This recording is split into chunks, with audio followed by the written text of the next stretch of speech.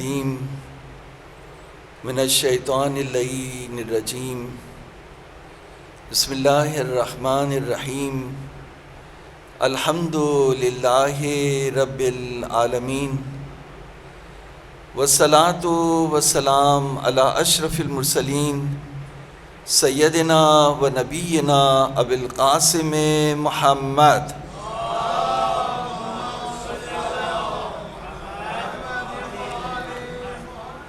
وعلی اہل بیتہ الطیبین الطاہرین واللعن الدائم علی اعدائہم اجمعین فقد قال اللہ تبارک و تعالی فی محکم کتابہ اہدنا الصراط المستقیم۔ صلوات ہدیہ کر دیں محمد و آل محمد۔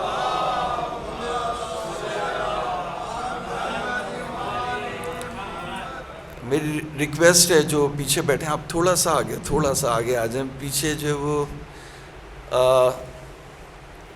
آگے آ جائیے۔ آپ نے سوال بھی ریپیٹ کیجئے گا نا، آپ اپنا جو کل کا تھا تو وہ جب سیشن ختم ہو جائے پھر آپ سوال کیجئے گا، ٹھیک؟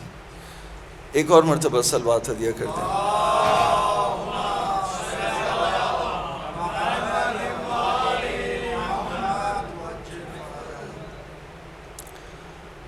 دیکھیں ہماری جو گفتگو تھی وہ قرآن کے حوالے سے تھی، قرآن مجید کے حوالے سے تھی، اہدنا الصراط المستقیم۔ تو یہ جو دعا ہے اہدنا الصراط المستقیم، اس دعا سے پہلے سورہ حمد میں اب اگر ہم سورہ حمد کی تفسیر کرنا شروع کریں تو اس کے لیے ہی کئی سیشنز چاہیے، لیکن مختصر میں اس کا جو ہے وہ عرض کروں کہ ہدایت کی منزل سے پہلے یہ اعتراف کیا، یہ سورہ حمد میں ایک بات یہ کہی کہ جو کچھ قرآن میں ہے وہ سورہ حمد میں ہے، اور جو کچھ سورہ حمد میں ہے وہ بسم اللہ الرحمن الرحیم میں ہے، اور جو کچھ بسم اللہ الرحمن الرحیم میں ہے وہ بائے بسم اللہ کے نقطے میں ہے، اور اپنے سینے کی جانب اشارہ کر کے علی نے کہا انا نقطۃ تحت الباء، میں ہی وہ نقطہ ہوں جو با کے نیچے ہے۔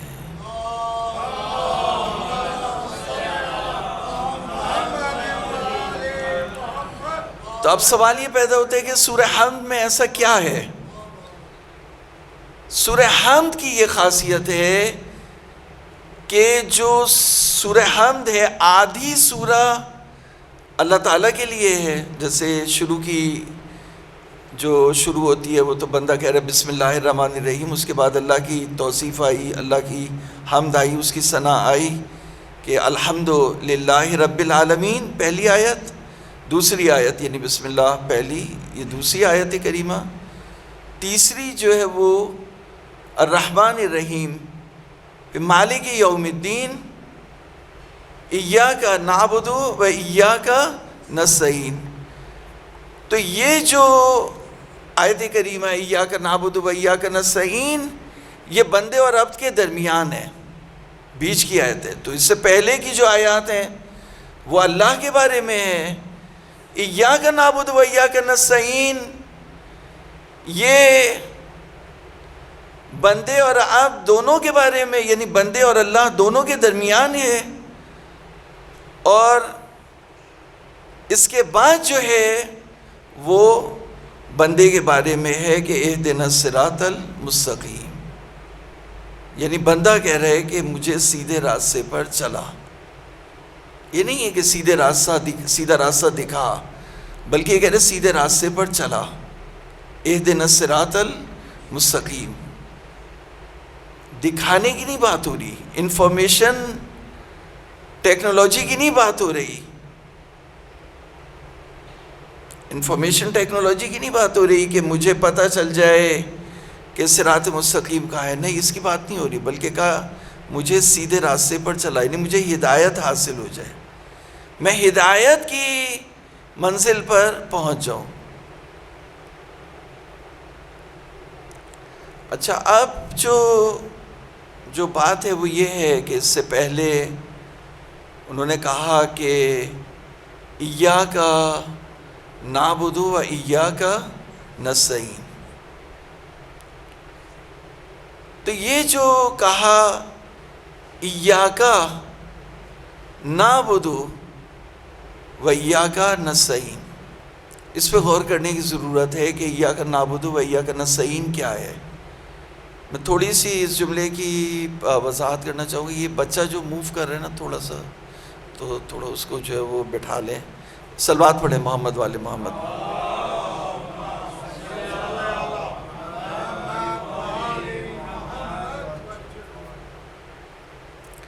ایاک نعبد، ایاک جو ہے وہ ضمیر ہے،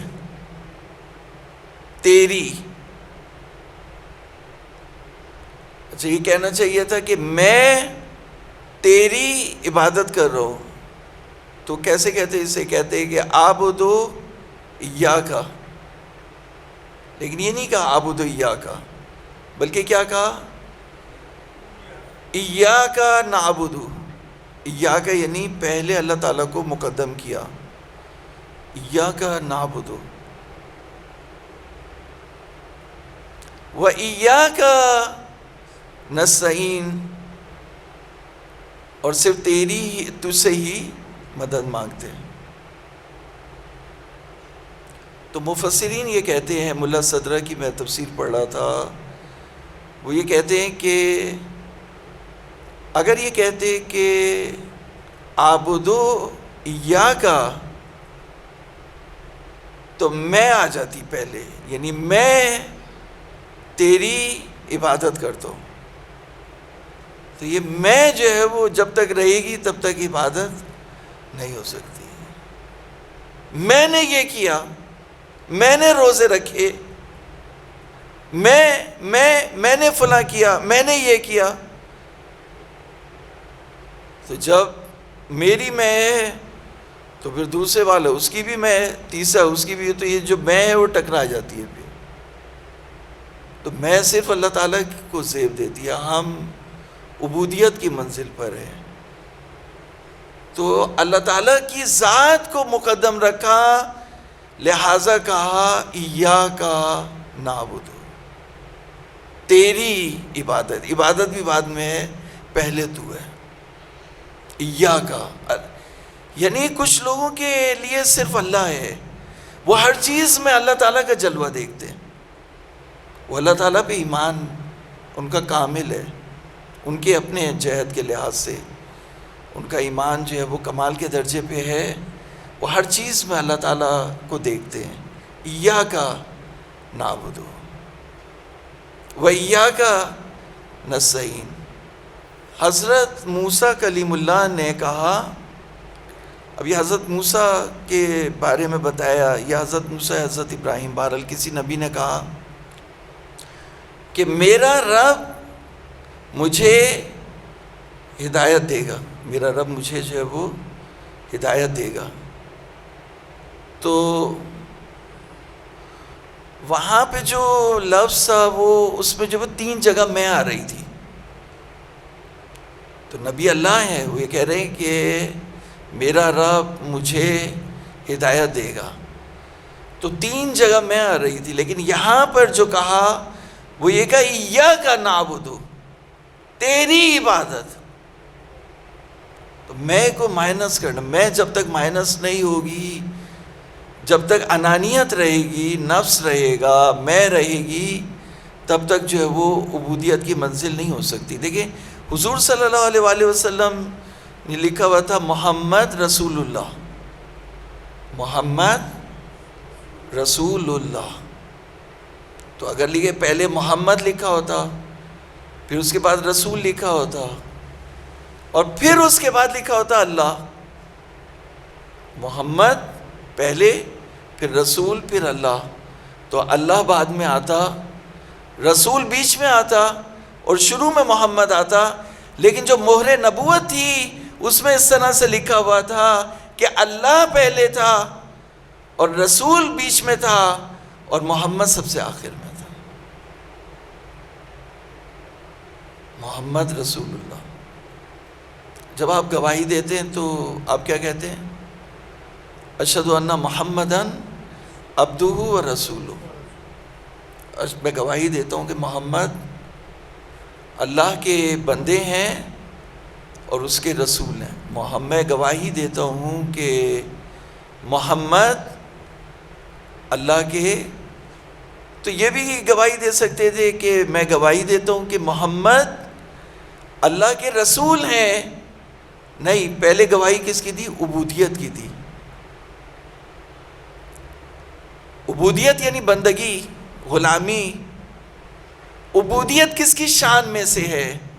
ملا صدرہ کہتے ہیں کہ عبودیت ولایت کی شان میں سے. تو ولایت مقدم ہے، رسالت بعد میں. لہٰذا کہ اشہد ان محمدً عبدہ و رسولہ، پہلے میں اس کی ولایت میں ہوں، میں اس کا عبد ہوں. رسالت لوگوں کی نسبت سے ہوتی ہے، خلق کی نسبت سے ہوتی ہے. جو انسان کامل ہے اس کے لیے خلق بعد میں، حق پہلے، حق سے پھر خلق کی طرف. تو جہاں رسالت آ جاتی ہے وہاں مخلوق آ جاتے ہیں. رسول بنائے کس پر؟ لوگوں پر، خلق پر، مخلوق پر. تو حق اور خلق، تو خلق بعد میں، حق پہلے ہے. لہذا اشہد ان محمدً عبدہ و رسول.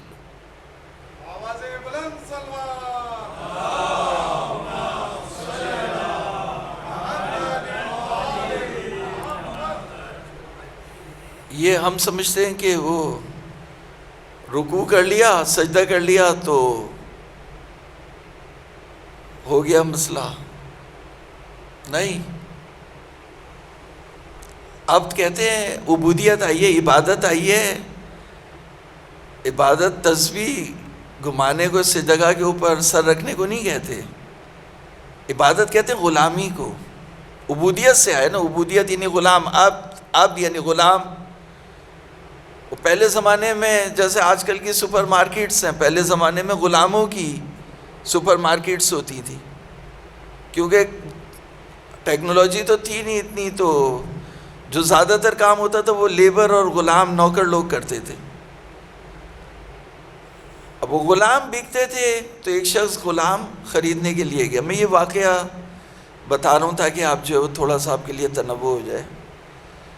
تو غلام خریدنے کے لیے گئے تو ایک غلام تھا، اسے پوچھا ہاں بھائی کیا نام ہے؟ اس نے نام بتا دیا. آپ کو کیا کیا کام کرتے ہو بتا دیا. انہوں نے کہا یار یہ غلام اچھا نہیں ہے، دوسرا غلام اس کے پیچھے چلتے. تو دوسرے غلام کے پیچھے گئے. اب وہ دیکھا، اس سے پوچھا ہاں بھائی کیا نام ہے تمہارا؟ اس نے کہا سر جو آپ نام رکھیں گے وہی میرا نام ہوگا. کام کیا کرتے ہو؟ جو کام کرائیں گے میں وہ کام کروں گا. کوئی پسند؟ کہا جی غلاموں کی کوئی پسند اور ناپسند. جو مالک کی پسند وہ اس کی پسند، جو مالک کی ناپسند وہ اس کی ناپسند. کہا یہ غلام اچھا، اس کو خرید لو. جا یا آغائی کر لیں، مینیجر ہیں یا ڈائریکٹر ہیں یا اونر ہیں یا آفیسر ہیں یا کیا ہے، میرے پاس وہ گاڑی ہے، وہ پلازا ہے، وہ بنگلہ ہے، وہ یہ ہے، ڈبل ایکشن برائٹ کے، وہ دھلے ہوئے کپڑے پہن کے، کریز کے. ہاں انسان تو پھر اپنی وہ اوقات سے جو باہر چلا جاتا ہے.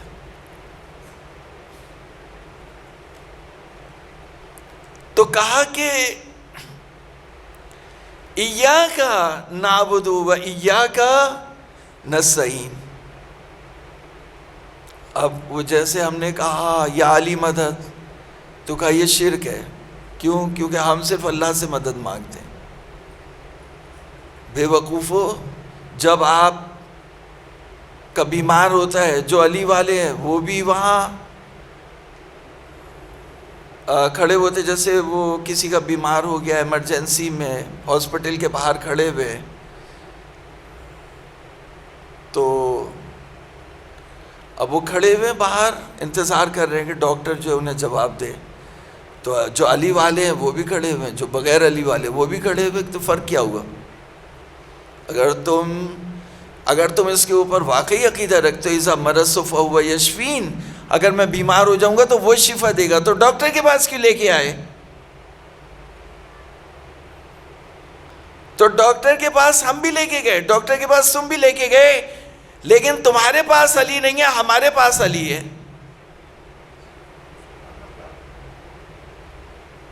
اذا مرضت فہو یشفین, جب میں بیمار ہو جاتا ہوں تو وہ شفا دیتا ہے. تو وہ شفا دیتا ہے تو گولی کیوں کھاتے ہو؟ تو ایاک نستعین کیا ہے؟ ایاک نستعین ہم تجھ سے ہی مدد مانگتے ہیں. یعنی تین چیزیں ہیں.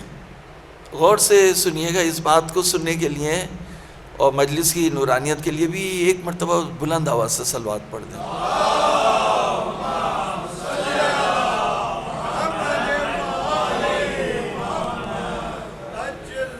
دیکھیں تین طرح کے لوگ ہیں. ایک تو کہ وہابی, اس نے تو انکار کر دیا, اسباب کا انکار کر دیا, حالانکہ وہ خود اسباب کی طرف جاتا ہے. اسباب کے بغیر وہ کچھ بھی نہیں کرتا. کاز اینڈ ایفیکٹ جو اللہ تعالیٰ نے سسٹم رکھے ہیں مدد مانگنے کے, ان سے جو وہ اس کے بغیر وہ بھی سروائیو نہیں کر سکتا. تو وہ ایک زمانہ تھا ہم ٹیلی ویژن چینلز میں جاتے تھے, تو اب تو جانا بند کر دیا. تو خرم زکی شہید ہو گئے, اس وقت حیات تھے. تو خرم زکی نے تھوڑا بہت ظاہر ہے وہ کنورٹ ہوا تھا, تو یا علی مدد پہ اس نے جو وہ حملہ کیا, اعتراض کیا. میں نے کہا ایک بات بتاؤ کہ اگر ایک شخص ڈوب رہا ہو, اب یہ میں مثال سمجھانے کے لیے, میری یہ موضوع سے ہٹ کے بھی نہیں ہے لیکن ڈیلیگیٹ کرنے کے لیے بتا رہا ہوں, ورنہ مطلب یہ ٹائم ٹیکنگ ہے. تو صلوات پڑھ دیں ایک اور مرتبہ.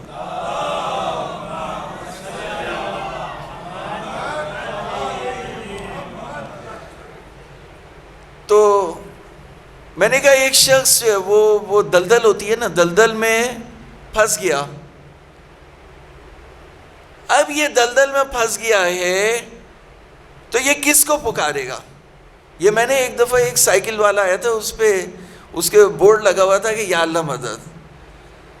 تو میں نے اس سے بھی پوچھا تھا, تو اس نے کہا تھا میں اللہ کو پکاروں گا. میں کہا اللہ اور رسول نے تو یہ نہیں کہا.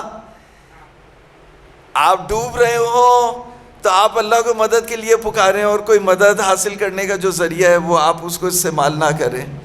تو جو خرم زکی سے بات ہو رہی تھی, تو میں نے اس سے کہا کہ اگر کوئی شخص دلدل میں ڈوب رہا ہو, غرق ہو رہا ہو, تو یہ مسجد ہے, مسجد میں میں یہ واقعہ آپ کو بیان کر رہا ہوں. تو ہم پروگرام کر کے باہر نکل آئے, سحری کرنی تھی, اس کے بعد اپنے گھروں کو جانا تھا. تو اس نے کہا کہ میں آہستہ سے بولوں گا. میں کہا آہستہ سے اگر تم پکارو گے کسی کو تو کوئی بھی نہیں آئے گا مدد کے لیے, تمہیں زور سے چیخ کے پکارنا ہوگا کہ میری مدد کے لیے آؤ. تو ایک عام انسان کو مدد کے لیے پکار سکتے ہو, اور جس کو اللہ نے پوری کائنات کا ولی بنایا اس کو مدد کے لیے نہیں پکارتے. صلوات ہدیہ کریں محمد والا.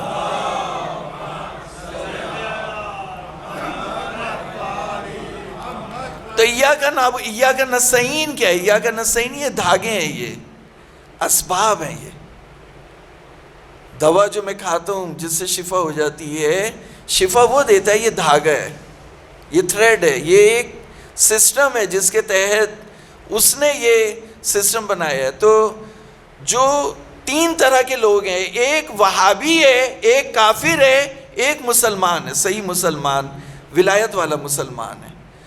تو جو کافر ہے وہ صرف دوا کو سمجھتا ہے, جو دوا میں اثر ڈال رہا ہے اس کو نہیں مانتا, وہ ایتھیسٹ ہے. جو وہابی ہے اس نے دوا کا بھی انکار کر دیا. ہو سکتا ہے جاہل اگر ہو پرانے زمانے کا تو دوا بھی نہ کھلائے, وہ ہلاک کر دے اپنے بچے کو. تو وہ تو ہو گیا, وہ تو اس نے اسباب کا انکار کر دیا, وہ تو ادھر سے چلا گیا. جو کافر ہے وہ ریلائی کر رہے صرف انہی چیزوں پہ, کاز اینڈ ایفیکٹ پہ, اسباب کے اوپر, دھاگوں کو وہ اصل سمجھ رہے ہیں. تو یہ بھی ہمارے لیے آئیڈیل نہیں ہے. تو پھر آئیڈیل کون ہے؟ آئیڈیل وہ ہے جو اسباب کو استعمال کرے لیکن ان کو دھاگا سمجھ کے استعمال کرے, اور اس کی توجہ مسبب الاسباب کے اوپر ہو جو خالق کائنات ہے. لہٰذا وہ کہے ایاک نستعین, یہ دھاگے ہیں, مدد تجھ سے مانگتا ہوں. اگر بات سمجھ گئے ہیں تو ایک اور مرتبہ صلوات ہے.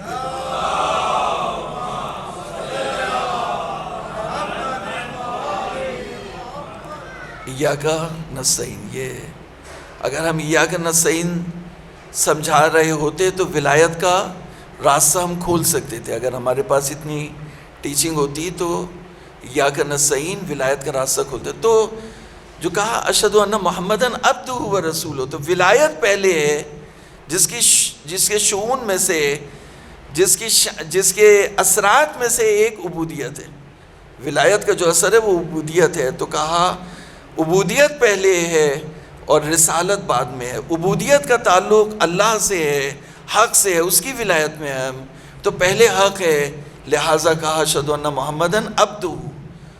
اور رسالت جو ہے وہ لوگوں کے اوپر ہے، لوگ ہیں تو پہلے اپنی اصلاح کرنی ہے، لوگوں کی اصلاح بعد میں ہوگی. پہلے اپنے آپ کو اور حق کو دیکھنا ہے. تو حق تعالی ہر جگہ حق، جو مومن ہے اس کے لیے حق حاکم ہے. میں نہیں ہے وہاں پر، میں ختم ہے، میں مائنس ہے، زیرو ہے، -1 والا فارمولہ ہے یہاں پر. بلکہ اگر میں یوں کہوں +1 والا ہے، یعنی اللہ اگر 1 ہے تو +1 والا ہے، یعنی ہر جگہ اللہ تعالیٰ، باقی کچھ بھی نہیں ہے. ایاک نعبد و ایاک نستعین. تو جب وہ اس منزل پر پہنچتا ہے تب وہ کہتے ہیں اہدنا الصراط المستقیم، اہدنا الصراط المستقیم. ایک اور مرتبہ صلوات پڑھیں محمد.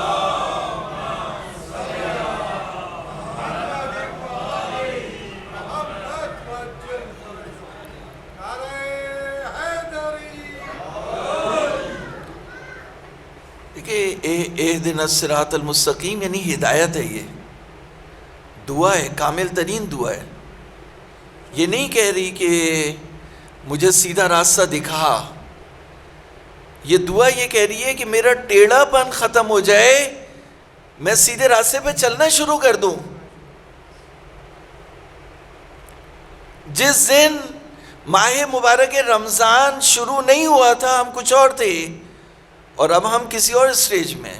اب یہ جیسے 3 دن سے یہ جو درس ہوا تو آپ کے اندر ایک تحول پیدا ہوا قرآن مجید کے بارے میں، اس کی انڈرسٹینڈنگ کے بارے میں. جیسے ہم نے سورہ تکویر کی آیات، آپ کو سورہ تکویر کی تفسیر آپ کو کل ہدیہ کی تھی، اور اس کے حوالے سے ہم نے بات کی تھی، اور قرآن مجید کے حوالے سے ہم نے بہت سے عرائض آپ کو پہلے دن بیان کیے تھے مقدمتاً.